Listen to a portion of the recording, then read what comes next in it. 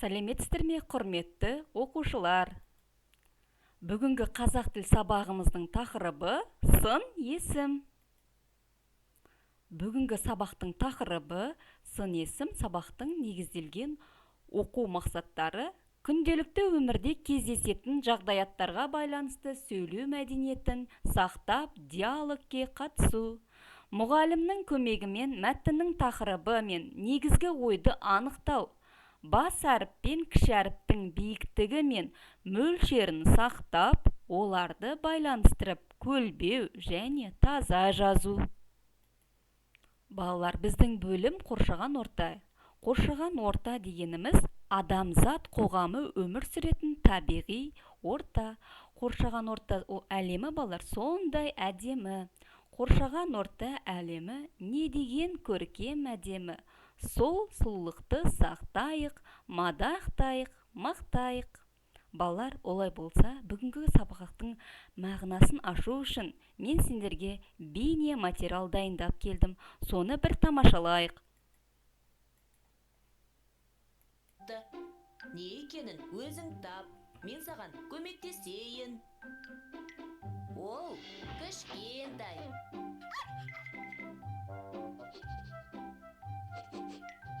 Бұл күшік пе? Бұл енді сенің күшігің. Ол қандай екен? Менің күшігім кішкентай. Түсі ала, жүні жұмсақ және сондай ақылды. Көрдің бе, бұл сөздер қандай деген сұраққа жауап береді. Яғни олар сын есімдер.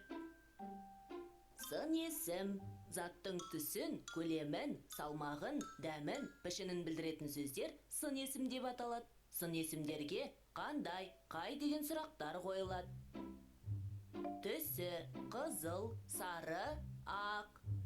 Көлемі кіші, үлкен, ұзын. Салмағы ауыр, жеңіл.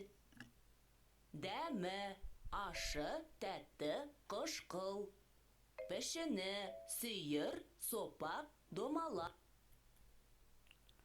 Балалар, олай болса, сын есім туралы ойымызды бір жинақтап алайық. Сын есім заттың сынын, сапасын, түр-түсін, дәмін білдіретін сөз табы. Қандай, қай деген сұрақтарға жауап береді. Мысалы, жұмсақ, әдемі, көңілді, қызыл. Балалар, сын есім туралы ары қарай жаттығу орындау барысында толық түсінеміз. Олай болса, оқулықты ашып, 51-ші жаттығуға назар салаңыздар. Балалар, 51-ші жаттығудағы мүйіз тұмсық туралы мен сендерге қызықты мәлімет алып келдім. Соны бір тамашалап көріңіздер. Содан кейін назар қойып тыңдаңыздар. Ол жерден мен сіздерге сұрақ қоямын. Мүйіз тұмсық тік тұяқтылар тұқымдасына жататын ірі жануар. Дене тұрқы 5 метр, салмағы 3,5 тоннаға дейін барады. Терісі қалың әрі тақыр. Тұмсығындағы мүйізінің ұзындығы 60 сантиметрге жуық. Аяқтары қысқа әрі 3 ашалы болып келеді. Көзі нашар көреді, бірақ ес сезу органы жақсы дамыған. Жұп-құрып тіршілік ететін жануардың төлі енесін 2 жылға дейін емеді. Жақсы, балалар, тамашаладыңыздар, е? Ол қандай жануар екен мүйіз тұмсық? Терісі қандай болады екен? Аяқтары қандай болады екен? Дұрыс айтасыңдар. Ірі жануар. Терісі тақыр болады екен. Аяқтары қысқа. Дұрыс айтасыңдар, балалар. Бәрекелді. Олай болса, 51-ші жаттығумен танысыңыздар. Мүйіз тұмсық ірі жануар. Оның мүйізі жіңішке, талшықтардан құралған. Алайда мүйіз тұмсық күндіз сулап жатады да, айбарлы дыбыс шығарады, ал түнде жайылымға шығады. Балалар, осындағы қызылмен жазылған сөздерге сұрақ қойыңыздаршы. Қандай сұрақ қойдыңыздар? Дұрыс айтасыңдар.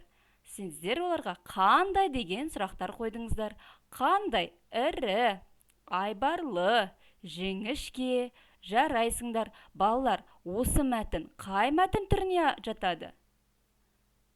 Яғни сипаттау мәтініне жатады. Мүйіз тұмсықты біз сипаттап тұрмыз. Жақсы. Олай болса, балалар, келесі тапсырмаға көшейік. Балалар, 52-ші жаттығуды жұмбақты көркем етіп жазамыз, шешуін табамыз және сын есімдердің астын сызып, жұмбақты шешуге қандай сөздер көмектескенін айтыңыздар, қорытынды ой жасаңыздар. Жұмбақ: іші жұмсақ, сырты қатты, еті қызыл, сүті тәтті. Бұл не екен, балалар? Кім тапқыр, кім шешеді?